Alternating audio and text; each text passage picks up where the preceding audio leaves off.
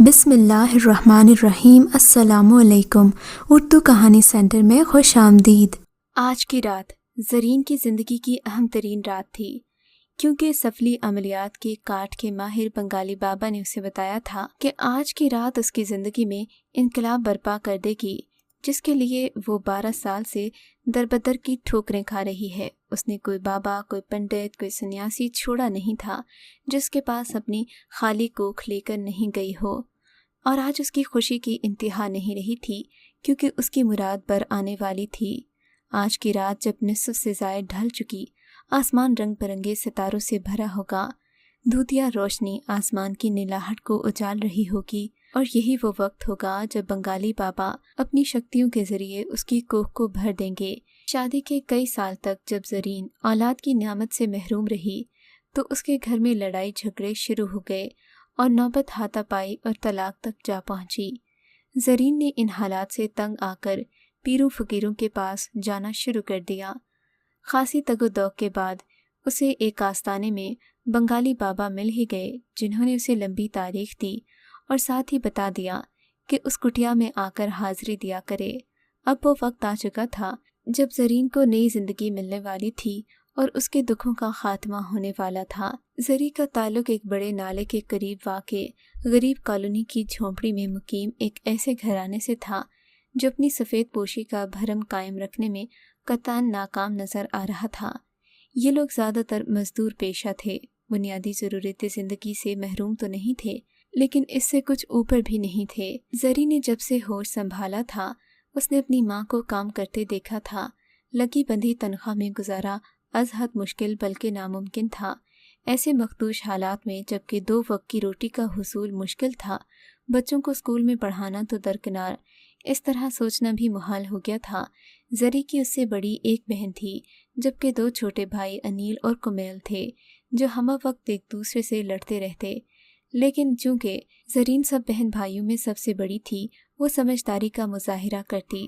گھر کے کام کاج، پڑوس محلے میں بہن بھائیوں کے جھگڑے نپٹانا، کمیٹی کے نلکے سے پانی بھر کر لانا اور اس طرح کے روزمرہ کے معمولات، پھر اماں ابا اور بہن بھائیوں کی سخت سست بھی سننا۔ زندگی اسی طرح گزر رہی تھی۔ روز روز کی چک چک سے وہ تنگ آ گئی تھی۔ زری کی ماں اس بات کو خوب سمجھتی تھی، لیکن کچھ کر گزرنا اس کے اختیار میں نہیں تھا۔ ایک دن زری کی ماں نے بڑی چاہت سے کہا، اگر تو ہاں کہہ دے تو میں ابھی تیرے ہاتھ پیلے کر دوں۔ یہ سنتے ہی زری غصے سے پیلی ہو گئی۔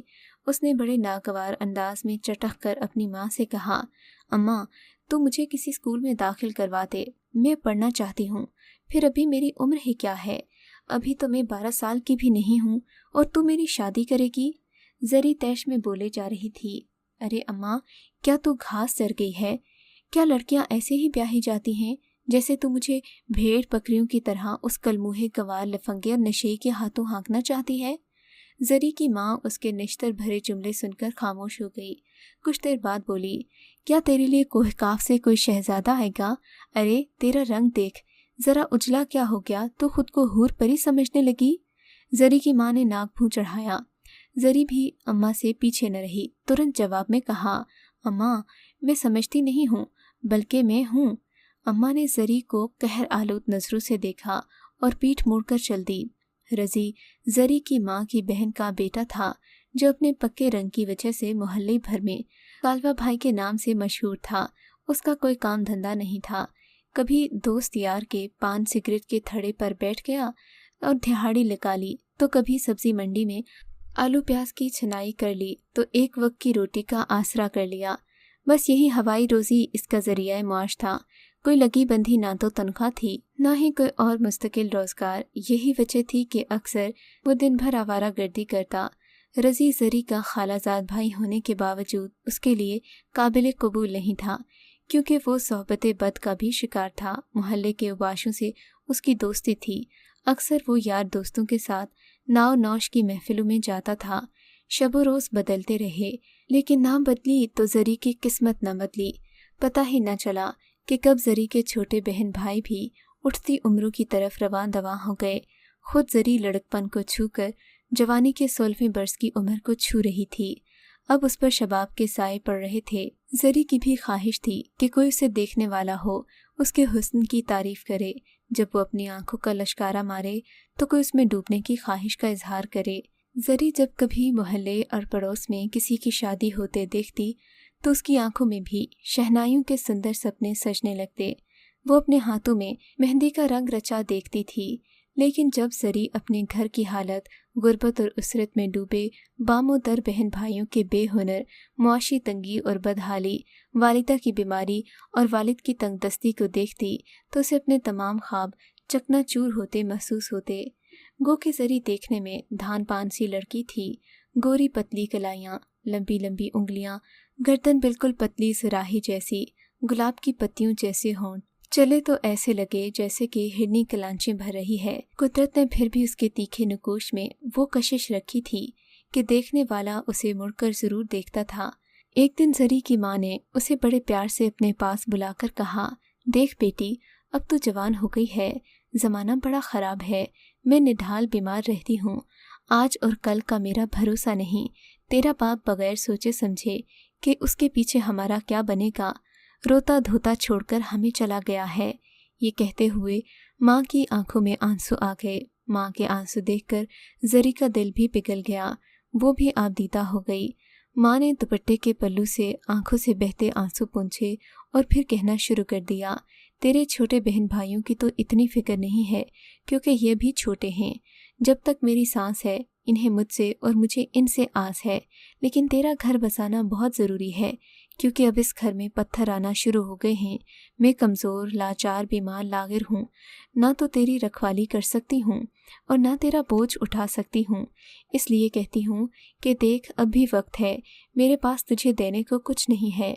इस हाल में कोई और तुझे क्या ले जाएगा। यहाँ सब जहेज के भूखे हैं, मगर वो मेरे अपने हैं। जरी तू हाँ कह दे तो मैं रज़ी के साथ तेरा ब्याह कर दूँ, क्योंकि वो मेरा अपना, मेरी बहन का बेटा है, अपना खून है। बेटी, अपना मारता है तो साए में डालता है। वो जिस तरह तेरा ख्याल रखेगा कोई और तुझे नहीं रख सकेगा। फिर कहीं और मैं कैसे रिश्ता करूँ? मेरे पास तो तेरे और मेरे तन के कपड़े के सिवा कुछ भी नहीं है, जबकि मेरी बहन ने सिर्फ तुझे मांगा है और कुछ भी नहीं। जरी कई दिन से परेशान थी। माँ की परेशानी उसे देखी नहीं जा रही थी। आखिर उसने जी कड़ा करके एक फैसला कर ही लिया कि कुछ भी हो माँ का कहा मान लिया जाए, और जो कुछ भी हो वो मेरी किस्मत।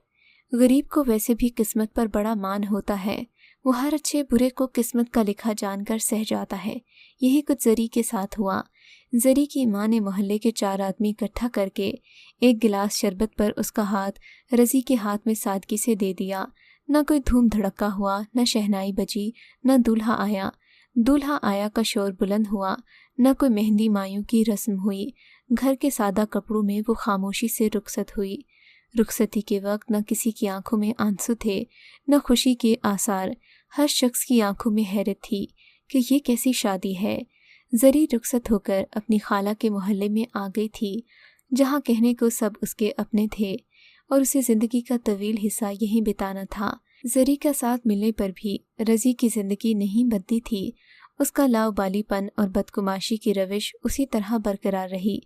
यहाँ आकर और इनका माहौल देखकर रज़ी को अपना घर इससे बेहतर लगने लगा। जहाँ वो अपने बहन भाइयों के साथ लड़ भड़ कर ही खुश तो थी, कम से कम उसके साथ इंसानों जैसा सलूक तो किया जाता था।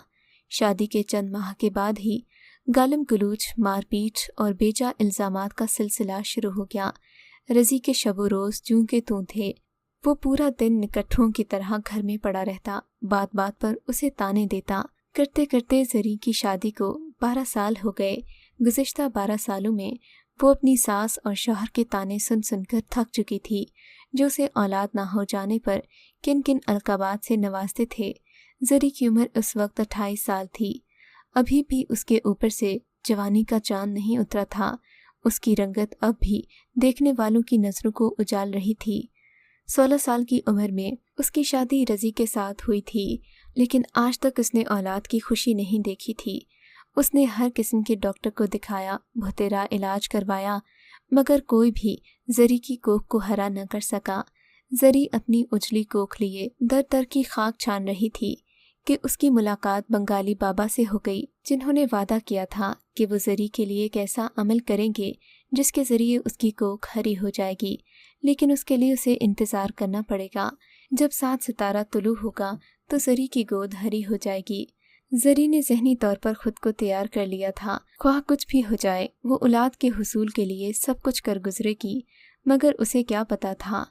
शाम का वक्त था। आज जरी अपनी तमाम तर हशर सामानियों के साथ बंगाली बाबा की कुटिया में मौजूद थी। उसे किसी किस्म का डर खौफ नहीं था। बंगाली बाबा की कुटिया का माहौल बड़ा पुरस्रार था। ये खस्ता हाल कमरे पर मुश्तमिल था, जिसमें बड़े बड़े फ्रेम आवीज़ा थे।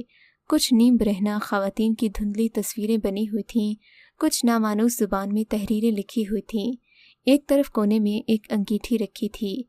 कुछ जानदारों की हड्डियाँ एक तरफ पड़ी हुई थीं और कुछ हड्डियाँ धागे से बांधकर दीवार में गढ़ी कीलों से टांग दी गई थीं। हर तरफ दीवार के साथ कुछ बोतलें रखी हुई थीं। एक छाल पर एक मैली सी चादर बिछी हुई थी। एक गाँव तकिया सिरहाने पड़ा था। कमरे के कोने में पीतल का एक छोटा दिया रोशन था। उसकी टिमटिमाती लू कमरे की तारीकी को दूर करने में कतई नाकाम थी। तकरीबन रात का निस्फ पहर गुजर चुका था। जरी के दिल में तरह तरह के वसवसे और ख्याल सर उठा रहे थे, लेकिन वो दिल पर जबर किए डरी सहमी खौफ और बेखौफी के आलम में बंगाली बाबा के इंतज़ार में बैठी थी। गो के इंतज़ार की घड़ियां तवील हो गईं, लेकिन औलाद की आस ने उसके पैर बांधे हुए थे कि आज उसकी गोद हरी हो जाएगी। जरी इसी ख्याल में कुटिया में रखी चीज़ों का जायज़ा ले रही थी कि एकदम जोरदार झटके से कुटिया का दरवाज़ा खुला और एक नंग धड़ंग काले चेहरे वाला, ब्रहना सर ब्रहना पाँव, शानों तक लंबे बाल, स्याह घनी मूछें, मोटी गर्दन से मालाएं लटके, भुएं बिल्कुल सफ़ा चट, स्याह चेहरे पर अंगारे की मानिद 2 सुर्ख आँखें, माथे पर ताज़ा खून का सुर्ख तिलक लगा हुआ, कानों में बालियां पहने, मोटे बद्धे स्याह होंठ, भारी भरकम जिस्म, तौंद बाहर को निकली हुई, पिस्ता का शख्स एक हाथ में लाठी और एक हाथ में राख लिए कुटिया में दाखिल हुआ, जिसके जिस्म पर लंगोट बराए नाम थी। जिन नुमा इंसान को इस तरह कमरे में दाखिल होता देखकर जरी मारे खौफ के सहम गई। उसने उठना चाहा मगर उठ नहीं सकी। पीर का हुलिया देखकर जरी को बड़ी लाज आई। उसने लाख अपना मुंह दूसरी तरफ फेरना चाहा मगर फेर नहीं सकी। जरी ने मारे खौफ के दिल ही दिल में सोचा, या अल्लाह, या खुदाया, ये कौन आ गया है। उसने पहचानने की कोशिश की। कुछ ही देर में ख्याल आया कि कहीं ये बंगाली बाबा तो नहीं। अभी उसने कुछ कहने के लिए सोचा ही था कि एक करखदार आवाज़ कमरे में गूंजी। तू कौन है नारी, यहाँ क्या लेने आई है? आवाज़ की गूंज ने कमरे के माहौल को और भी ज़्यादा वहशतज़दा कर दिया। मुझे बंगाली बाबा से मिलना है। उसकी आवाज़ हलक में फंस गई। अल्फाज बेरब्त हो गए। आवाज़ कमरे में दोबारा गूंजी।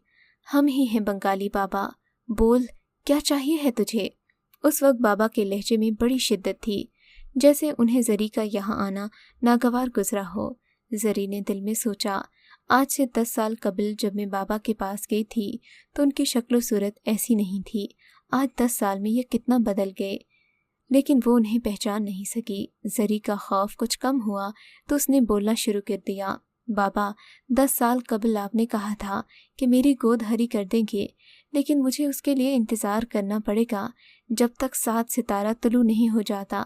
आज मैं इसी आस पर आपके पास आई हूँ कि। ये सुनकर बाबा जी की बाछें खिल गईं।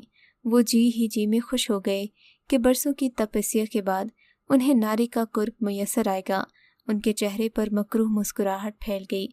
इन्होंने सहमी हुई बैठी जरी का जायज़ा लेना शुरू कर दिया। उसकी आंखें और रंगत बाबा जी को भा गई। ठीक है, तेरा ध्यान ज़रूर पूरा होगा, इसके लिए मुझे कुछ दान करना पड़ेगा। जरी ने कुछ ना समझते हुए कहा। बाबा, मुझे क्या करना पड़ेगा? बाबा ने कहरालूद नज़रों से उसे देखा और कहा, नादान लड़की, जैसा हम कहते हैं वैसा कर। जरी ने सहम कर गर्दन हिलाई। बाबा जी ने उसे खड़े होने का हुक्म दिया। फिर इन्होंने अंगीठी में कुंडे की आग जलाई और जरी को उसके आगे खड़े होने का कहा। आंखें बंद करके बाबा जी मंत्र पढ़ने लगे। काफ़ी देर के बाद बाबा जी ने आंखें खोली। इन्होंने एक बोतल उठा ली और फिर आंखें बंद करके कुछ पढ़ना शुरू कर दिया। कुछ देर बाद अपनी सुर्ख अंगारे जैसी आंखें खोली। जरी को करीब लाकर उसके चेहरे पर फूंक मारी। फिर साथ लाई हुई राख से जरी के चेहरे को काला किया। बाबा जी रक्स करने लगे। कुछ देर झूलने नाचने के बाद इन्होंने बोतल खोली, गिलास में स्याह मादा भर दिया। पहले बाबा जी ने उसके 2 घूंट भरे, फिर गिलास जरी की तरफ बढ़ाते हुए कहा, ये ले, इसे एक ही सांस में पी जा। जरी ने गिलास हाथ में लिया, उसने मुंह से लगाया तो उसमें एक अजीब सी नागवार बू का भभका सा लगता हुआ महसूस हुआ। उसने पीने में जरा तामिल किया तो बाबा जी चीखे, क्या देखती है नादान, जल्दी कर वरना गोद हरी होने का समय निकले जा रहा है। जरी के दिमाग पर बस एक ही धुन सवार थी कि आज की रात उसकी गोद हरी होने वाली है। उसने आओ देखा न ताओ झट गिलास मुंह से लगाया, सांस रोकी और गटागट एक ही गिलास में सांस खाली कर दिया। मशरूब पीकर जरी का सर भारी सा हो गया। उसे कुटिया की हर शय घूमती हुई महसूस हुई। बाबा जी भी उल्टे उल्टे से नजर आने लगे। रफ्ता रफ्ता वो सुरूर की दुनिया में खोने लगी। अब गिलास पीने की बारी बाबा जी की थी। इन्होंने बोतल से गिलास भरा, 2 घूंट उसमें से पीकर जरी की तरफ बढ़ाते हुए कहा, ये ले लड़की, इसे जल्दी से पी जा। जरी तकरीबन मदहोशी के करीब थी। बाबा ने गनीमत जाना, बकिया मशरूब वो खुद पी गए। हमारे माशरे में बंगाली बाबा जगह जगह बिखरे पड़े हैं।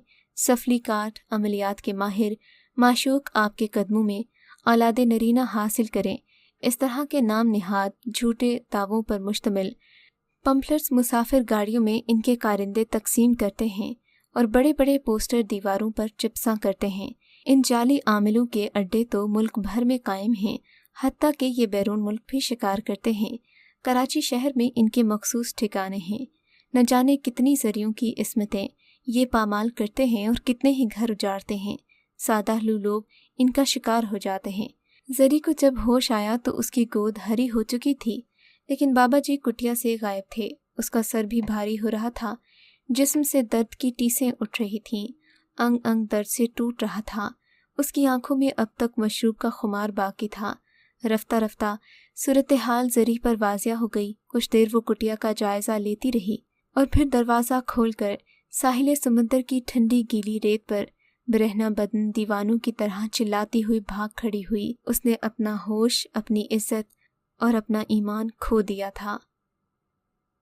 अगर आपको ये कहानी अच्छी लगी है तो इस वीडियो को लाइक कीजिए और इस तरह की मज़ीद वीडियोस देखने के लिए हमारे चैनल को सब्सक्राइब कीजिए।